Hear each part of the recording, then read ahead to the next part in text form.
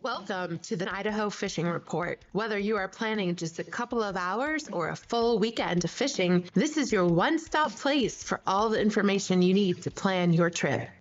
It's all right here, from weather forecasts and reservoir levels to the latest stocking reports and expert advice. And now, the host of Idaho Fishing Report, Jeff Cullers. Hello, anglers. I am Jeff Cullers, and this is the Idaho Fishing Report for June 30th, 2023. And it's going to lead you right into that July 4th holiday. Oh, man. And have I got some fireworks for you when it comes to this week's report? It's going to be an awesome one. Jordan Rodriguez comes in, talks a little bit about baits with us, and reservoir level boat ramp information, all the great stuff that you need to know about what's happening in southern Idaho for fishing. So sit back and relax. This is the Idaho Fishing Report. All right, before we get into that, though, I have to tell you our sponsor for the weather is the Idaho Horsemen, and this weekend they're going to be at the Fort Idaho Center July 1st, 7 o'clock, as they take on the Oregon High Desert Storm from Redmond, Oregon for the AWFC Championship. Hashtag Rep the West. If you want to get tickets, go to gohorseman.com. That's gohorseman.com. If you want to watch the live stream and you don't want to go sit in the stadium, which I highly recommend, you can go to goodboystudios.com, BOI Studios.com, and you can watch the live stream there. Only $9.99 through Friday at midnight. On Saturday, those tickets go to $15.99. The Idaho Horsemen, Idaho's only professional indoor football team. All right, let's get into that regional update here as we get set for a beautiful, beautiful holiday weekend. It's kind of weird sometimes, these holidays that fall in the middle of the week, but it works out nice. You can wrap a couple of weekends around it and extend that out. So, but let's jump right into that weather. We'll start over in the Magic Valley, of course. Sunset there around 9:19 p.m. Hey, guess what? It's the same sunset as last week. So last week was the longest days, and now we're going to start going back. So we're kind of hanging on here. Same sunset as last week. We're going to see highs in Friday's going to be around 90, but then it's going to get in the upper 90s through the weekend. It's going to dip back down a little bit into the lower 90s, upper 80s for the rest of the week. Very little chance of rain, no chance of rain over the weekend. There is some chance of winds. We're looking at about 8 to 12 as the weekend progresses over there in that Magic Valley area, but not too terrible. Now, later on the week, the winds pick up about 13 to 15 miles an hour over the 3rd and the 4th, but I think we can live with that. All right. What about over in the Treasure Valley area? We'll start over in the Mountain Home Bruno area. Sunset there is around 9:26 p.m. Again, highs in the upper 90s on Friday. He's going to see triple digits over Saturday and Sunday. No chance of rain. 12 to 13 mile an hour winds over the weekend. Not too crazy. Going to pick up a little bit over the 3rd and the 4th, 15 to 17 mile an hour, but the temperature's going to come back down into the upper 90s and then lower 90s heading in on July 4th through Thursday of next week. Over in Boise, sunset around 9:30 p.m., mid 90s on Friday and Saturday and Sunday, so mid to upper 90s over the weekend. No chance of rain. Again, 11 to 12 mile an hour winds, but it's going to be sunny, sunny, sunny. 95 on Monday, 92 on the 4th of July. Happy birthday, America. And it's going to pretty much stay that way the rest of the week. Partly cloudy, but there's zeros when it comes to rain. Again, double-digit wind, but 10 to 15 mile an hour as the week progresses. All right, time to head up that double nickel, and let's head to the Cascade area. Sunset there will be around 9:33 p.m. and going to see lower to mid 80s all the way through Monday. Tuesday, July 4th in Cascade. I know it's going to be packed up there, but it's going to be 79. So nice day. Actually a little windy, double-digit winds up there. Something you don't normally see up in that Cascade area, but going to see some double-digit winds and then creeping back up into the lower 80s on Wednesday and Thursday. What about over in the Snake River Reservoir area? So that is going to be sunset around 9:38 Mountain Time, 8:38 Pacific. Gonna see mid 90s through the weekend, lower 90s on Monday. Actually, gonna be 89 on Tuesday, July 4th. Kind of interesting to see that the temperatures are going to come down a little bit. They're not going to be as hot. Um, Small chances of rain scattered throughout the weekend and the week. Best day for wind is going to be on Monday, 10 mile an hour, as well as July 4th at 10 mile an hour. But other than that, it's not going to be too crazy. And that is your weather report brought to you by the Idaho Horsemen, Idaho's only professional indoor football team. Visit them at gohorseman.com. All right, joining us as he does each and every week, the owner and creator, Tightlines 208, Jordan Rodriguez. Jordan, how are you doing now that we are officially into summer, sir? Time, Jeff, and the fish are biting, so I'm great. Yeah, absolutely. You and I had a chance to kind of chat here before we started recording, and sounds like you've had some good luck out there, and so glad to hear that. All right, my friend, what is that Tightlines 208 hot tip of the week? Yeah, so for this week, I wanted to just have a little conversation about bait. So obviously, a lot of folks fish with bait. Bait can be used for a lot of different species, pretty much all the species when you think about it. And I feel like for a lot of folks, if I'm going to be bait fishing, that means I'm just going to grab, a container of night crawlers, and it's kind of going to be something in that realm. And, certainly worms catch fish, and sometimes they're the best bait, but they're not always the best bait or the right bait.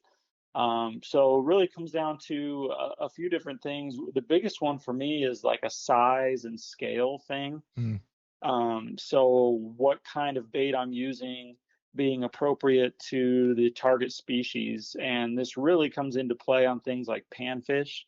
I often see people and they're getting bites over and over and over, and they just can't get a hook in them. And I'll take a look at their setup, and it's, a large size hook and like a whole night crawler threaded up on there. And that's tough because the fish is really going to have that, halfway down its throat before you can get the hook in, and that's not a great situation either. So, like when I'm pan fishing, I'm almost always using a jig head, and it will be like could be very, very, very small, and then just tipping it with a small piece of bait. So I'm things like uh, a waxworm, half a mealworm. Sometimes I'll use a whole mealworm, and when they start robbing me too much, then I'll relent and do a half. Or one of those crappie nibbles, those really, really small pieces of power bait. Yep. Things like that. And then when you just think about it from a practical standpoint, when the fish bites that, it's likely to have the whole thing in its mouth, which makes it a whole lot easier to set the hook and have good catch ratios and that type of thing.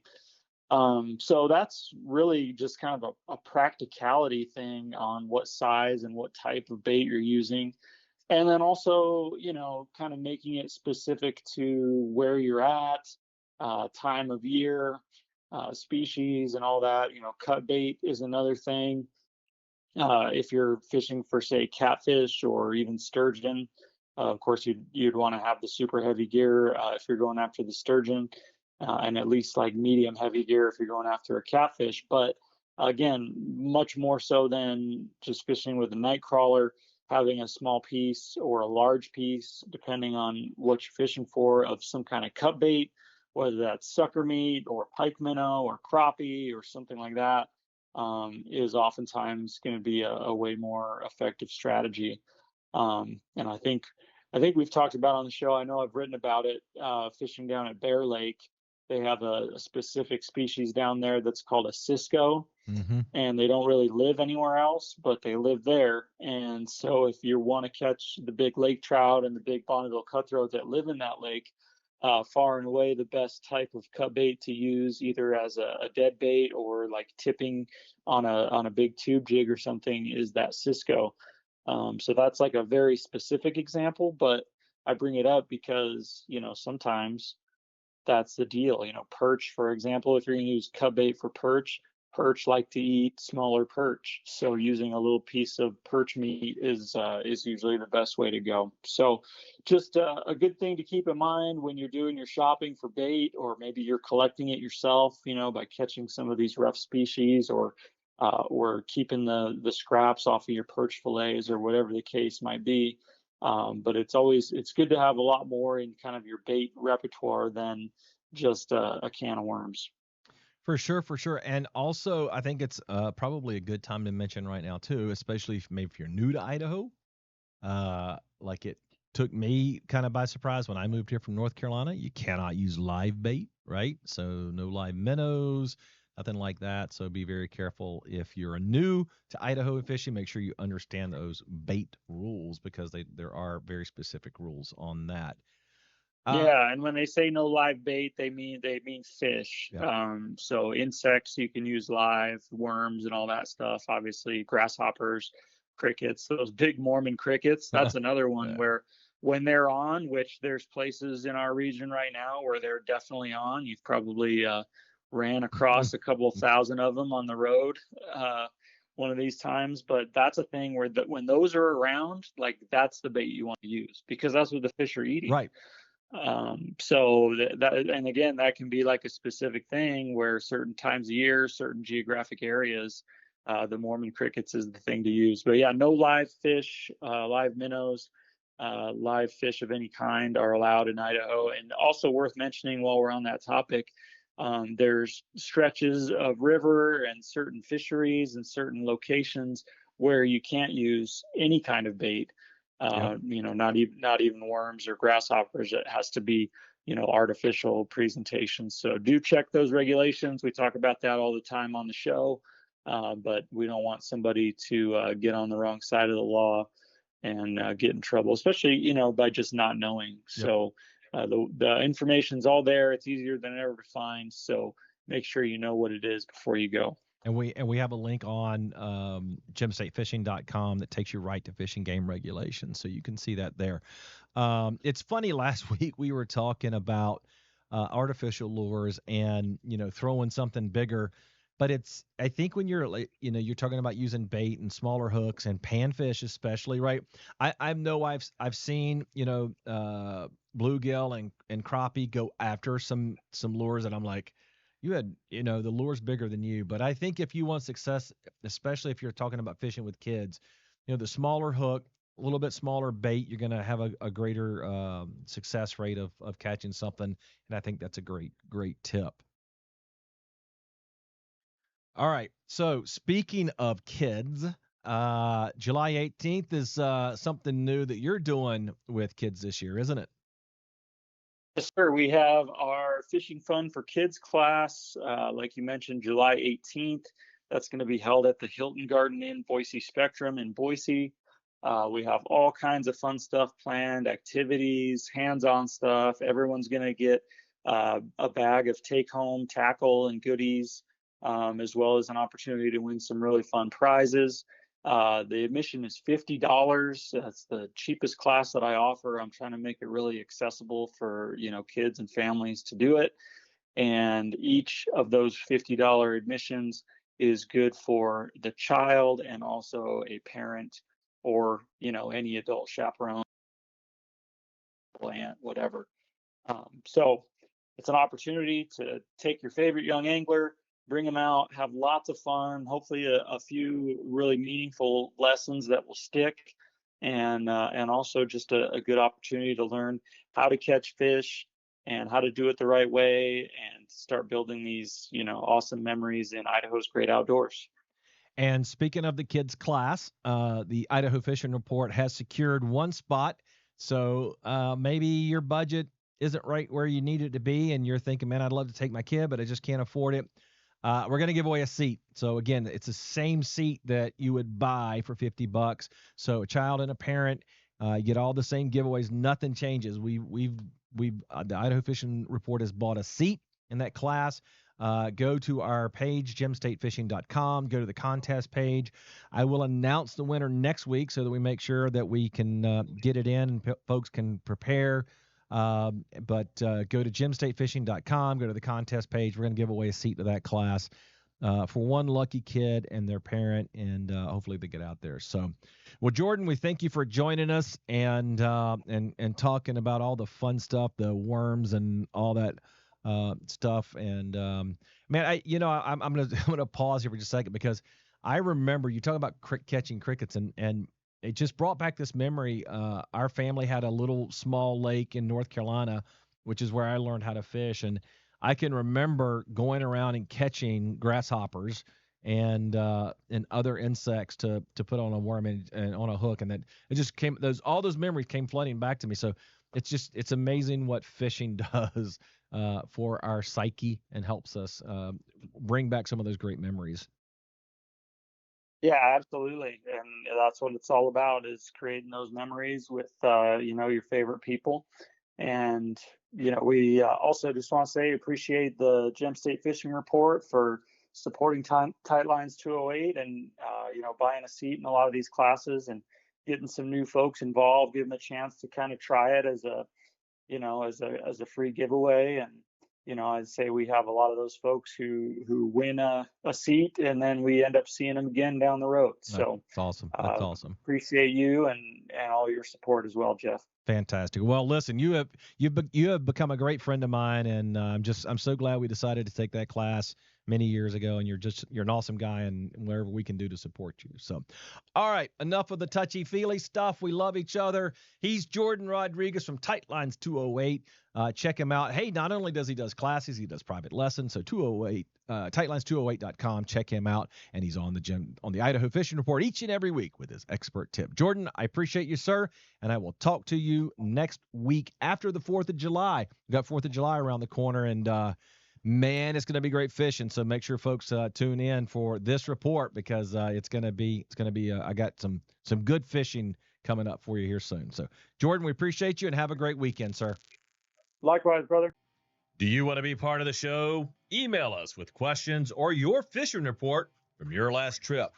Email general questions to gemstatefishing208@gmail.com. Fish pictures sent to myfish@gemstatefishing.com. And viewer questions to questions@gemstatefishing.com.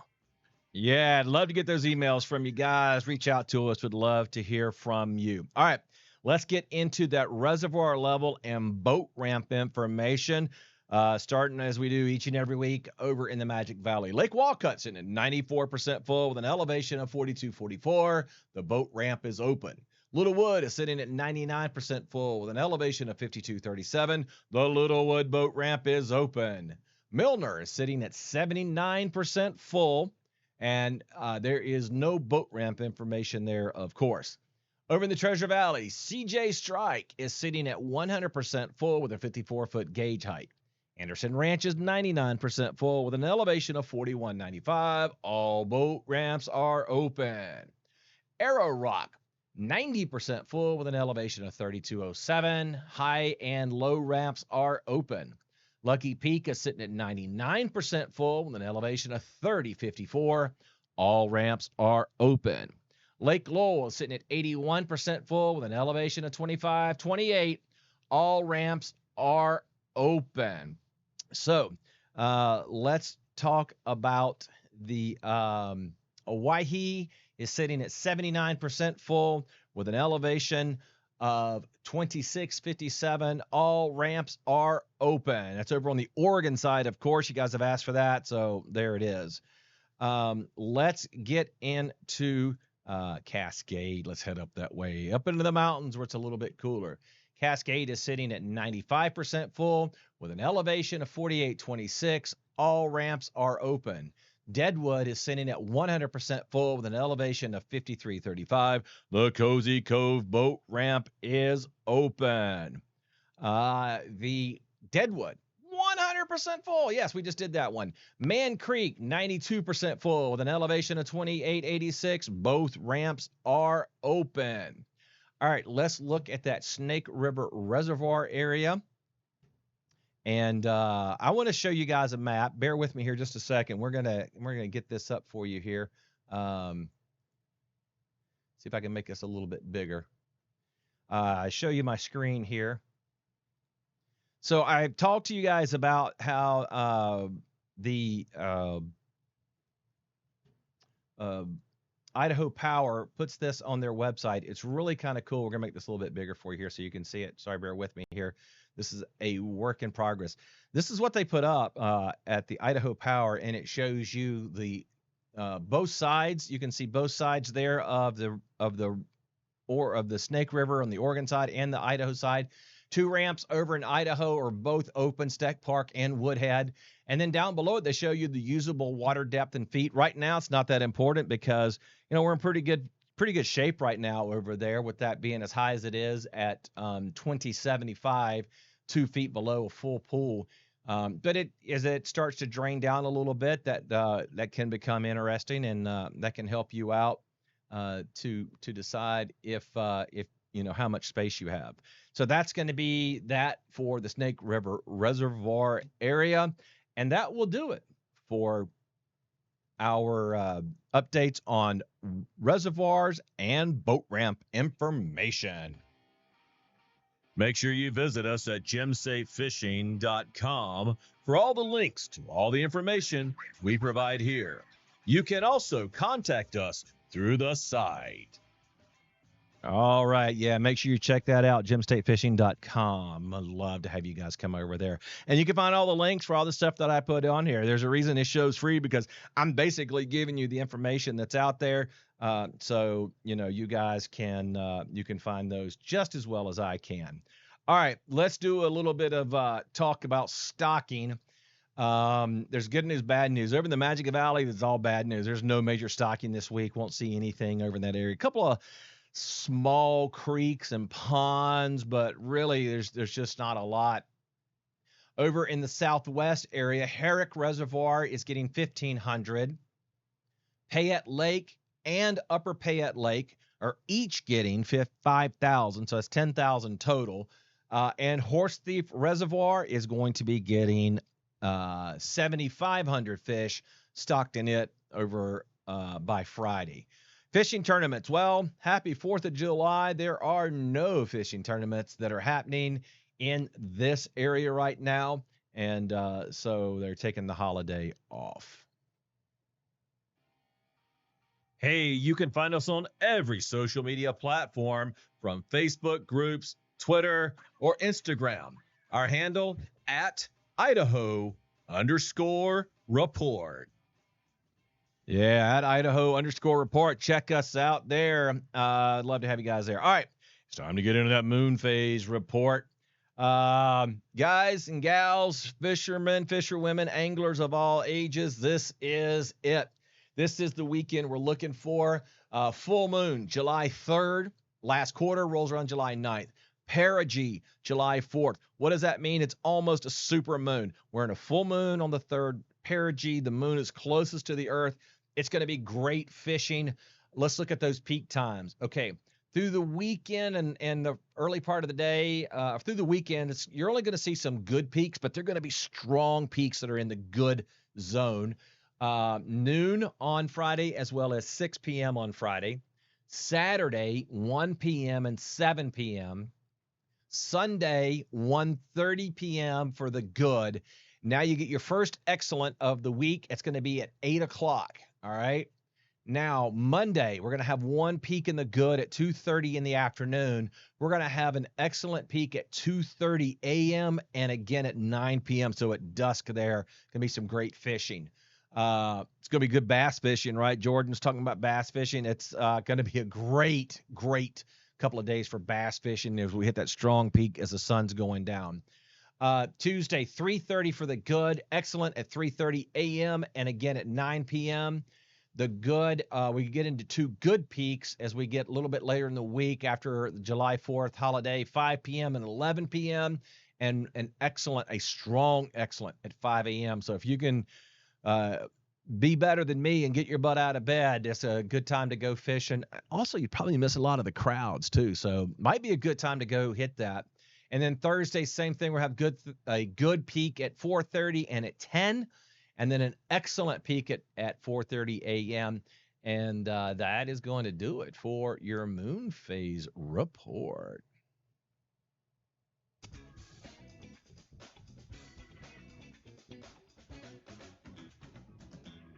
Oh, man. All right. Well, what is my grade? Well, hang on, anglers. Here it is. Our first full all A's. We've had an A scattered here or there all season, but nothing like this one. This is it. All A's starting on Friday all the way to next Thursday. It is going to be great fishing.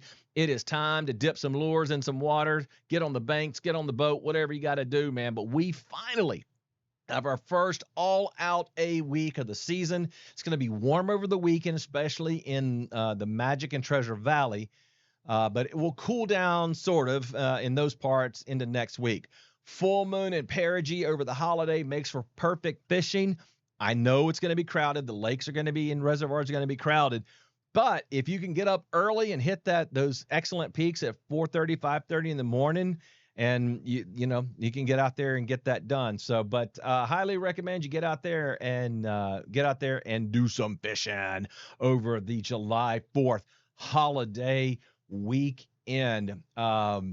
All right, so we're wrapping up here. But before we wrap up the show, I want to remind you, have you ever had an idea for a great podcast but just didn't know how to get started? Well, starting your own podcast is easy as contacting Good Boy Studios and letting them help you get your great idea out of your head and into your listeners' ears. We could teach you how to write, edit, produce, and publish your own podcast, or we can handle all of those tasks for you, and all you have to do is show up to record. Contact us today to learn more at goodboystudios.com. That's good, B-O-I Studios.com. Good Boy Studios can help launch your ideas into a reality. All right, well, folks, it's been a great show. I hope you enjoyed it. Jordan's come on talking about baits and live baits and using cut baits and worms and things like that. So great tips there from him. Appreciate him. Remember about live baits, there's some places where you can't use live baits on minnows and things like that. But the Mormon crickets, I understand, are out. So yeah, it's going to be a great opportunity to get out there and do some fishing. It's going to be beautiful. It's going to be sunny. It's going to be warm. It's going to be, we're right in the right moon phase. I'm telling you, this is it. If you're not slaying them this week and this weekend and the first part of next week, you're missing out. If you're an angler, man, it's time to dust off those rods, get the tackle box out and get out there and get it. Big shout out to Jordan for joining us this week. Thank you, listeners, for coming along and listening. You make this show possible, and I really appreciate you. And happy to be here along with you in Idaho and fishing these beautiful waters that we have. But that's going to do it for us. I'm Jeff Cullers, and again, just thank you all for making this show great. Have a happy 4th of July. Stay safe, and I'll see you on the water. We would like to thank you for listening to the Idaho Fishing Report. You can find us at gemstatefishing.com. Also, connect with us on Facebook, Instagram, and Twitter. You can also find us on YouTube. Make sure you subscribe and give us a like. Thanks to our sponsors, guests, and experts, but especially you, our listener, for making this show possible.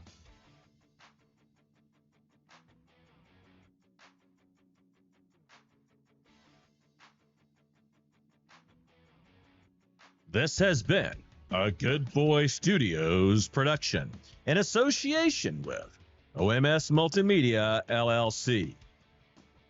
Join us next week for another episode of the Idaho Fishing Report.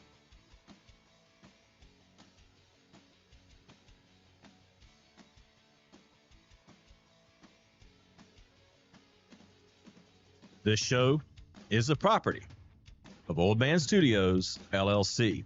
It may not be reproduced, rebroadcast, or retransmitted without the express written consent of Old Man Studios, LLC.